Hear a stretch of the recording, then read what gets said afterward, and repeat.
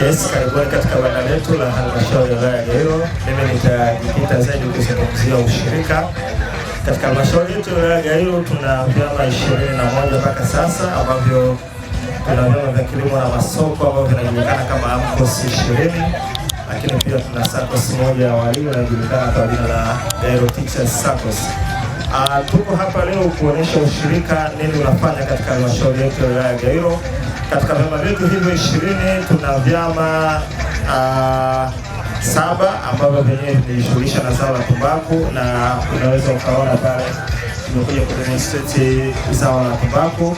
Lakini pia tuna vyama 4 vyenyewe vinatoka ukanda wa juu ambao ni ukanda wa baridi, tunaita tarafa ya Nongwe. Wao wanajihusisha na ukulima wa viazi, unaweza ukaona pale tuna viazi mviringo.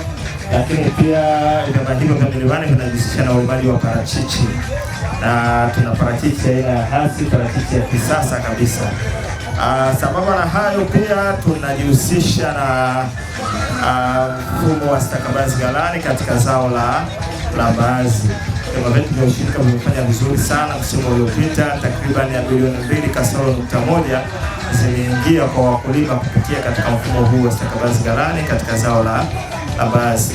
Lakini pia kwa kipekee mwaka huu vyama vilivyolima tumbaku vyenyewe vimebahatika kupata mkopo wa zaidi ya milioni 920 kutoka katika benki ya ushirika, na ndiyo matunda tunayoyaona leo hii. Tunajinadi tuna bani pale la tumbaku, tunaona tuna tumbaku yenyewe ambayo tayari tumeizalisha. Kwa maana hiyo Gairo tuko vizuri katika sekta yetu ya ushirika. Naomba niwakaribishe sana, na hivi tuna mpango sasa kabambe wa kuingia katika zao la ufuta. Nafikiri mwakani tutafanya stakabadhi katika zao la mbaazi na ufuta.